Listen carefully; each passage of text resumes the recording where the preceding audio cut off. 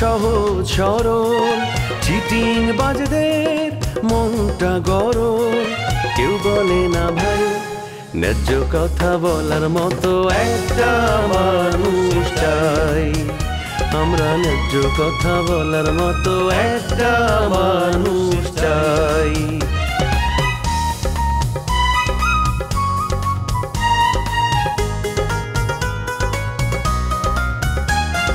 সৎ মানুষের ভাঙ্গা বাড়ি, ধান্দা বাজরা নেয় যে গাড়ি, কেমন নিয়ম ভাই উচিত কথা বলার মতো একটা মানুষ নাই।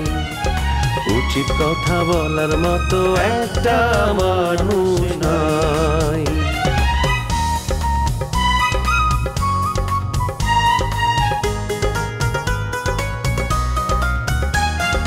চোরের মায়ের বড় গলা, মিথ্যা দিয়ে সত্য বলা, ভদ্রলোকের ভাই এক সমাজেই বাস করে ভাই চিটার এন্ড জেন্টলম্যান। আমি খুব ভালো আছি সেটা বলতে পারতেছি না, কারণ যার ভাই 6 মাস পাগলাগারোতে থাকে সে কি ভালো থাকতে পারে? আপনার কথাই ঠিক। আপনি কেমন আছেন এই প্রশ্নটা করা একদম উচিত হয় নাই।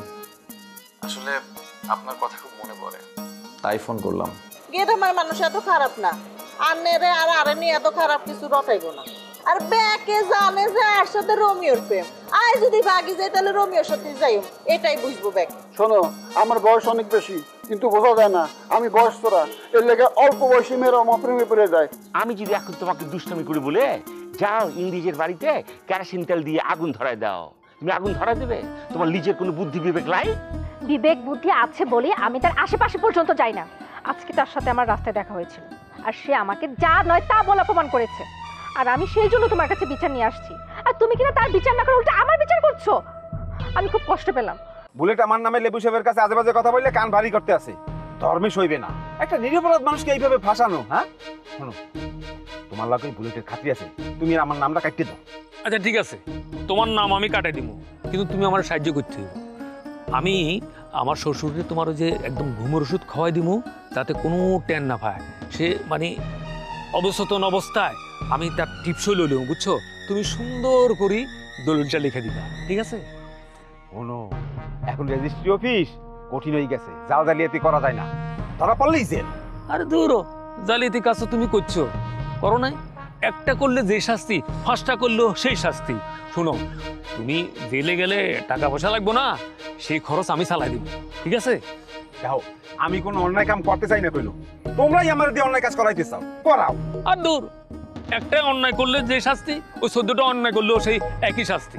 কোনো একটা অন্যায় ঢাকতে গেলে আরো 14টা অন্যায় করতে হয়। দেখ তাহলে আমি কি লেগে যে এত ঝামেলায় পড়ি নিজেও বুঝি না। না, আমি এলাকায় থাকবো না, আমি ঢাকা চলে যাবো, এলাকার মানুষ আমার শান্তিতেই থাকতে দেবে না। দুলা ভাই, এই উকিলের সাথে আপনি কি কথা বলেন? ওমা, এই উকিলটা তুমি কিভাবে চিনো? আর বেলাল মিয়া, জুলিয়ারে তুমি চিনো কেন? ও আচ্ছা, তার মানে তো এখানে নিশ্চয়ই কোনো ঘটনা আছে। আমার তো খটকা লাগতেছে। মজনু মিয়া, তোমার তো সবকিছুতে খটকা লাগে। আরে ওইসে আমাকে এলাকার মাইয়া, ঢাকায় থাকে, তা আমি চিনবো না? ও আমার চিনবে না? শোনো, তোমার গেলে কিন্তু কমে যাইতেছে জামাই। শোনো দুলা ভাই, বেলাল ভাইকে আমি ছোটবেলা থেকে চিনি। উনি যে এত বড় উকিল হয়েছে সেটা আমি গ্রামে এসে জানতে পারলাম, আর উনি অনেক বড় বড় কাজ করেন। জুলিয়া, সব জায়গায় সব কথা বলতে নাই, আশা করি আমার কথাটা বুঝতে পারছো। উনুবনে মুক্ত ছড়াই লাভ নাই, এত মুক্তের অপচয় হয়, কথাটা মনে রাখলে ভালো। বাবা বাবা, বেলাল মিয়া, তোমার মুখ দিয়ে তো সুন্দর সুন্দর বাণী বার হইতেছে। কি রহস্য কি?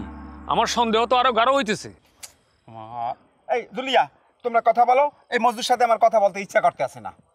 কথায় কথা বলে, ঠিক আছে? আমি যাই। দুলা ভাই, হ্যাঁ, এই ভালো লোকটার অবান্তর কথা বলে তাড়াই দিলা, এটা কোনো ঠিক হইলো? রোমিওকে একটা ফোন করি।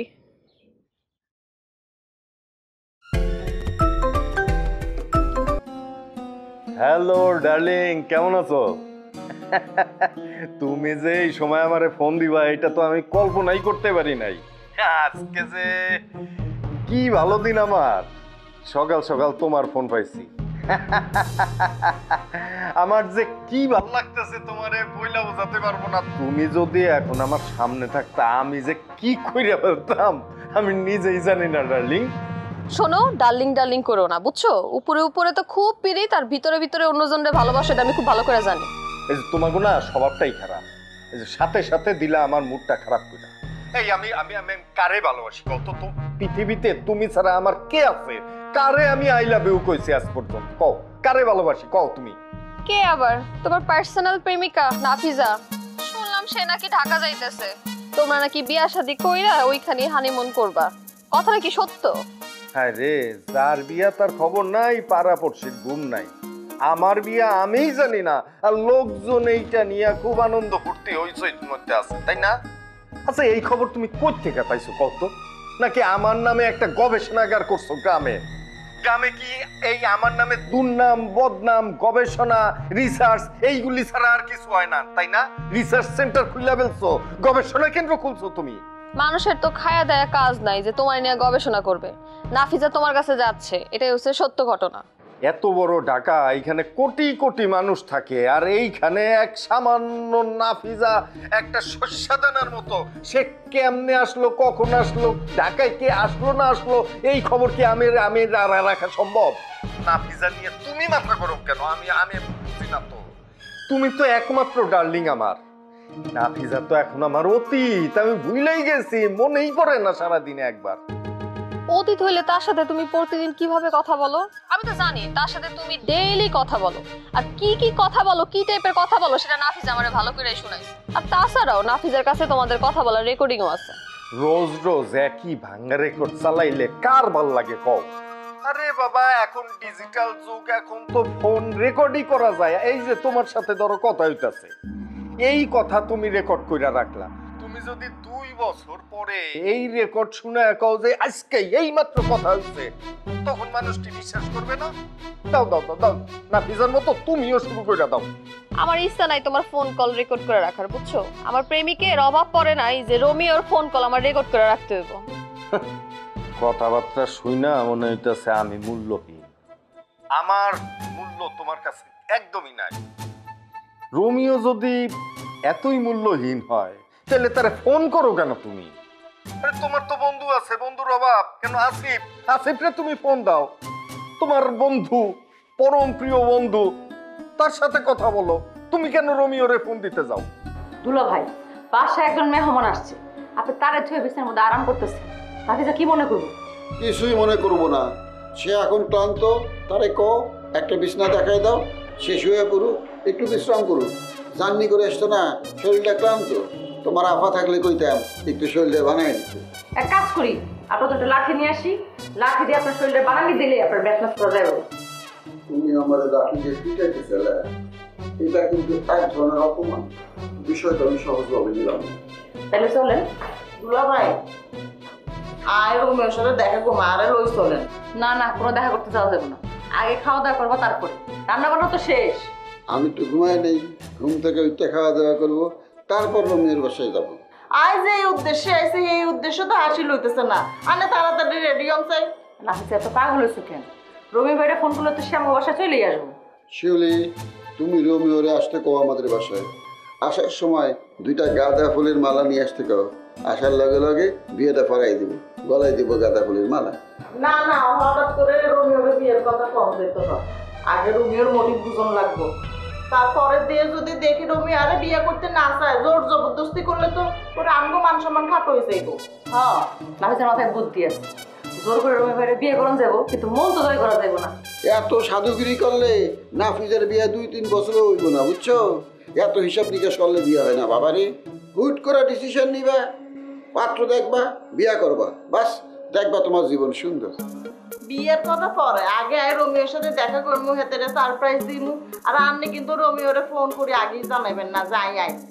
আরে তুমি আগে রেডি হও, মায়াগো স্বাস্থ্য তো বহু সময় লাগে, আমি পুরুষ মানুষ, আমার সময় লাগবো না। হয়েছে, তোমরা দুজন আগে কথা কও, তারপর ঠিক করো কি করবা, কিন্তু যাই করো না করো, আগে খাওয়া দাওয়া করতে হবে তারপর। আপা, আগে আন্নের কাছে খাই দেয় তারপরে যাই, কিন্তু দুলা ভাইরে তো বিশ্বাস করন যায় না, এলেই হাতের আগে জানাই রাখলাম। দুলা ভাই ঢাকার মধ্যে তো নিয়ে আসছেন শালি একটা, আর তুমি বডিগার্ড হিসেবে দুলা ভাই নিয়ে এসো, আমার সুন্দরী শালির ঢাকা শহর ঘুরে দেখেন যান। তোমরা 2জন যদি আপত্তি না করো, 2জন যদি রাজি থাকো, কোনো সমস্যা নেই। আমি নাফিজারে নিয়ে সারা ঢাকা শহর ঘুরে ঘুরে দেখাবো। আবার কিছুই মনে করতো না, আন্নে খামাখা টেনশন করতেছো। আমি ঢাকায় যাব, আসিফ আমার ঢাকায় যেতে কইছে, আর আমি তার সাথে নাটক করব। আর আমি তোমার সাথে কাজ করব না, কারণ আমি চাই না কোনো বাটপার লোকের সাথে আমি কাজ করি, বুঝছো? আমি বাটপার এই কথা তুমি বলতে পারলা? এই জিনুক, তুমি আর কখনো আমার সাথে কথা বলার কোনো চেষ্টা করবা না, কথাই বলবা না। বুলেট তোমারে বেঈমান মেয়ে বলতো, আমি বুলেটরে প্রোটেস্ট করতাম না, ওর মতো এত ভালো মেয়ে হয় না। কিন্তু এখন তো দেখতেছি না না বুলেটই ঠিক আছে, তুমি তো একটা বেঈমান মেয়ে। তুমি তো দেখতেছি বুলেটের থেকেও খারাপ। হ্যাঁ, সুন্দর সুন্দর মধুর কথা বললা মেয়েদেরকে পটানোর চেষ্টা করো না, মুখে কোনো ভালোবাসা নাই, খালি ভালোবাসা দেখাও। মনের মধ্যে তো তোমার মোটেও ভালোবাসা নাই, খালি মুখে মুখে ভালোবাসা। আমি তো তবু মুখে মুখে ভালোবাসাটা শিখছি, মুখে মুখে ভালোবাসি। তোমার তো তাও নাই। তুমি যদি আজকা হাবিব সাহেবের মায়া না হইতা, তাইলে তুমি আর রাস্তাঘাটে বাইরে হইতে পারতা না। রাস্তাঘাটে দেখলেই তোমারে মানুষজন অপমান করতো। তোমার সাথে আমি কোনো কথাই বলবো না, বুঝছো? তুমি আমার অপমান করছো, এই অপমানের প্রতিশোধ নিব, তারপর আমি তোমার সাথে কথা বলবো। তুমি আর কি প্রতিশোধ নিবা? তুমি তো আমার কাছেই বেরতে পারবা না। আর আমি বুলেটরেও বলিয়া দেবো, ও জানো তোমারে বিয়া না করে। আর বুলেটের মতো ছেলেই যদি তোমারে বিয়া না করে, তাইলে তো তোমার আর কোনো বিয়ার সম্ভাবনাই নাই। সারা জীবন একলা একলা বিধবা হয়ে থাকবে। আমি ঝিনুক? আমার মতো মেয়ে তোদের মতো অশিক্ষিত ছেলেদের বিয়ে করবে? প্রশ্নই ওঠে না, কখনোই না। বিয়ে করার ছেলের কি অভাব পড়ছে? হ্যাঁ, তোদের কপালে ঝাঁটার বাড়ি মারি আমি। রাখ ফোন, রাখ ফোন, দিবি না তুই আমারে আর। এই ঝিনুক, হ্যালো। কত বড় সাহস, মানে এই ঝিনুকের সাথে বাটপারি করে না? ও কি ভাবছে? হ্যাঁ, আমার ছেলের অভাব পড়ছে? ফালতু কোথাকার। ভালোই হয়েছে ফোনটা কাইটা দিছে। তো অপদার্থ মেয়া। যাক, ভালোই বিদায় হয়েছে। না ভিজা একটা বলো, ও আবার কল রেকর্ড শুনাইতে। ইয়ান তো না, আর কত দূর রোমিওর বাসা? আরে বেশি দূর না, ইচ্ছা করলে হাইটেও যাওয়া যায়। হাইটা যাওয়া যায় ভালো কথা, কিন্তু কত দূর এটা তো আর জানা দরকার। মনে করো মাইল খানে কইব, চলো দুইজন মিলে হাঁটতে হাঁটতে যাই, গল্প করতে করতে হাঁটতে হাঁটতে যাই। এটা নে কি করলেন দুলা ভাই? 1 মাইল রাস্তা কি আড়ি আড়ি চলে যাওয়া যায়নি? আমি হাঁটতে হাঁটতাম না, আন্নে রিক্সা লন। রোমিওর বাসায় গেলে তো হে চা বানায় খাওয়াইব না, চলো বাড়িতে চা খেয়ে যাই। কোনো দরকার নাই দুলা ভাই, আই ঢাকায় চা কফি খাওয়ানোর লাই আসি নাই, আই আইসি রোমিওর সাথে দেখা করতে। তারপর আন্নের এই চা কফি খাওয়ানোর লাই যদি রোমিও বাসা তুমি বাইরে হয়ে যায়, তারপর তো তার সাথে আর দেখা হইব না, তখন কি হইব? আমি রোমিওরে ফোন করি, ফোন করলে তো জানা যাইব এ বাসায় আছে না নাই। না না দুলা ভাই, ফোন করানোর দরকার নাই, আই রোমিওরে সারপ্রাইজ দিও। রোমিওর মধ্যে তুমি কি পাইলা আমি বুঝি না। একটা পুরুষের পিছনে 3 জন মেয়ে ঘুরতেছে কে? রোমিও যদি জানে তুমি ঢাকা শহরে এসে একলা একলা ঘুরতেছো, ওই ছুটটাইব তোমার কাছে, আর তখন তো তোমার দাম আরো বেড়ে দেবো, বুঝো না? রোমিওর কাছে আর দাম বাড়ানোর কিছু নাই, আর দাম রোমিওর কাছে আর নেই, বেশি আছে। অন তাড়াতাড়ি রিক্সা লন। তোমার কথা আমি মানতে পারলাম না। তোমার যদি এতই দাম, তাহলে হে রোমিও ঝিনুকের পিছনে ঘুরে কে? ইয়ানে একটা কাহিনী আছে, ব্যাগ কাহিনী তো আনের কম হইতো না। আগে রোমিওর সাথে দেখা করে লই, তারপর বাসায় ফিরে আনের ব্যাগ কথা একদম সুন্দর মতো কইও। কি ব্যাপার নাফিসা, তোমরা এখনো যাও নাই? কেমনে যাইও?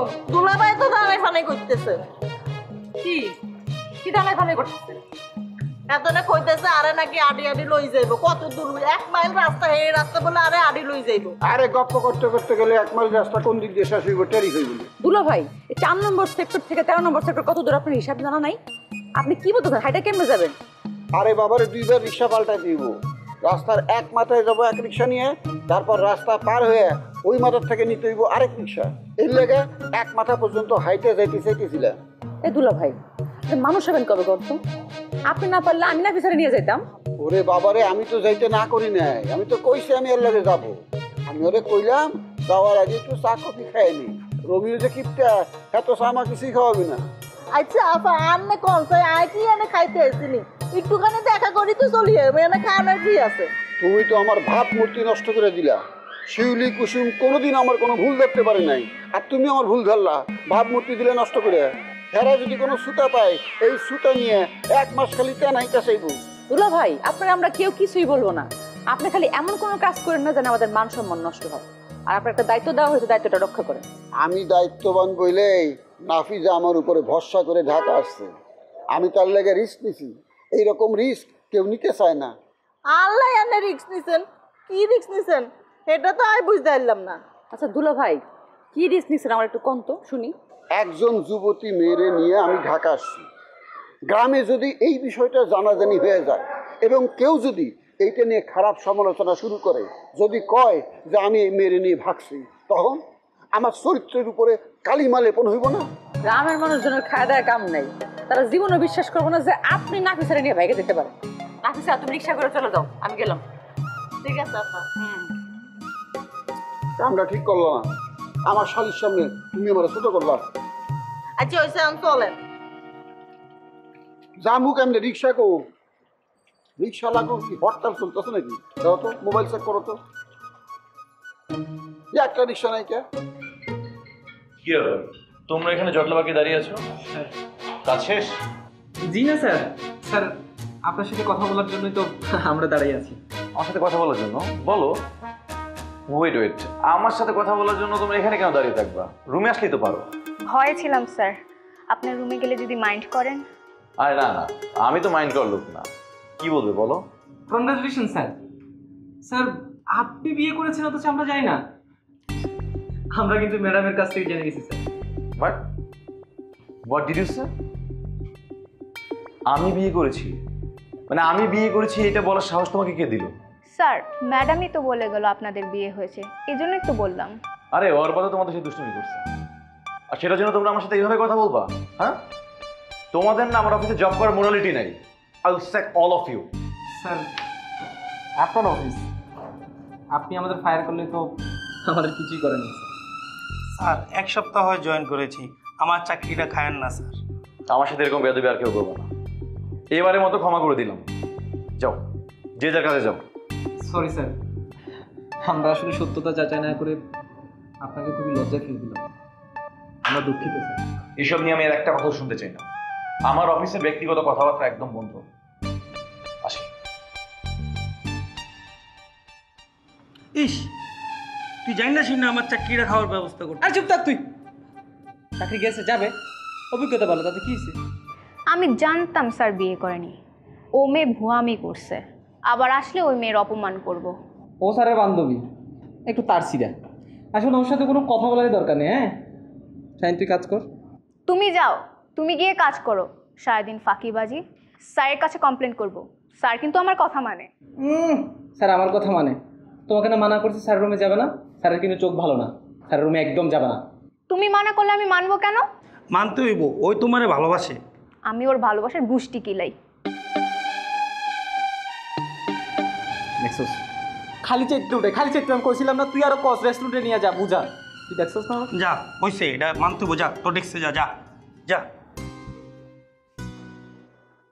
রমিয়া দেখো কারে নিয়ে আসছি। এই নবীন, এই কি রে, তুমি আমারে না কয়া বইলা না ফকিয়া তুমি হুট করে এখানে চলে আসবো এই লোকের সাথে? ওম্মা আয় না বলে আসি কি ভুল করে ফেলাইছিনি? দুলাভাই চলেন তো চলেন। আর বিরাট অপরাধ হইছে, আয় একজন ব্যস্ত লোকের কাছে বাসায় চলে আসছি না বলি, আর বিরাট অপরাধ হইছে। চলেন চলে যাই। দাঁড়াও রমিয়া, বিরাট অন্যায় করতেছো। এই মেয়েটা কত কষ্ট করে কত দূর থেকে তোমার সারপ্রাইজ দেওয়ার জন্য আসছে, আর তুমি তারে সম্ভাষণ না জানায় অপমান সূচক কথা বলতেছো। আমি তোমার ব্যবহারে খুব কষ্ট পেলাম। এই তো আপনি নাটক কম করবেন। আমি তো নাফিজারে চিনি, নাফিজা জীবনেও একা একা আমার কাছে আসতো না ঢাকায়। সেই সাহসও নাই, আপনি ওরে ফুসলায় ফাসলায় ঢাকায় নিয়ে আসছেন। ঢাকায় লয়ে সেটা কি হয়েছে? হ্যাঁ তুই কি মনে করছিস যে তোর লাগাই থাকতে পাইছিনি? আর কি থাকার জায়গার অভাব পড়ছে? নাফিজা চলো সংসদ ভবনের দিকে যাই। তোমার আমি রিক্সায় ঘুরে সারা ঢাকা শহর ঘুরে ঘুরে যাবো। ঢাকা শহরে দেখবো আর দুইজনে ঘুইরা ঘুইরা। থামেন, নাফিজা ঢাকা শহর ঘুরে ঘুরে আগেই দেখছে, আমি নিজে ওরে ঘুরাই ঘুরাই দেখাইছি। মায়া দেখলেই তারে নিয়ে ঘুরফির করতে ইচ্ছা হয় না? অবশ্যই পছন্দ হয়। নাফিজা আমার স্বামী বান্ধবী, তারে নিয়ে আমি এক রিক্সায় ঢাকা শহর ঘুরে ঘুরে বেড়াবো। তোমার কোনো অসুবিধা হয়? অবশ্যই অসুবিধা আছে। নাফিজা আমার প্রেমিকা, আমার প্রেমিকারে নিয়ে আপনি ঢাকা শহর ঘুরে বেড়াবেন সেটা তো আমি মানতে পারবো না। যদি ওরে নিয়ে ঘুরতেই হয় সেইটা ঘুরবে এই রোমিও। আয় তো অসানে প্রেমিকা হয়ে আর ঘুরতে চাই না। যদি তোর ঘুরতেই হয় তাহলে বিয়া করো, বিয়া করানোর পর তো অসাদাই বউ হয়ে ঘুরবো। বউ হয়ে তো আমি গাছতলায় থাকতে রাজি আছি। এইখানে বিয়ার প্রশ্ন আসতেছে কোন দিকে? হ্যাঁ, আমি করছি না তোমারে যে আমি গ্রামে গিয়া তোমারে বিয়ে করব? কি বিশ্বাস হয় না? বিশ্বাস হয় না একদম না। বিশ্বাস কেমনে হইব? তুমি একবার ঝিনুকরে ফোন করো, একবার নাফিজারে ফোন করো, কোনটা ঠিক কোনটা বেঠিক কেমনে বুঝো না? একসাথে দুজনের লগে প্রেম করা যাইব না। তোমার আজকে কই দিব, তুমি কারে চাও, নাফিজারে না ঝিনুকরে? ইয়েস নো নাম করে দিবে। ঝিনুক? ঝিনুককে? এখানে ঝিনুকের প্রশ্ন আসতেছে কেন? আমি তো ঝিনুককে কোনোদিন ভালোবাসি নাই, ঝিনুককে একটা দিনের জন্য আই লাভ ইউ কই নাই। আমি যদি জীবনে কাউরে ভালোবাসি সেইটা কি? সেইটা হচ্ছে নাফিজা, সেইটা হচ্ছে তুমি। তাইলে তাইলে আরে বিয়া করতে হইব। আর বিয়ার ব্যাগ প্রস্তুতি লই আইছি, এবার আর বিয়া না করে যাইও না। আমার বাচ্চা আমি বিয়া করব।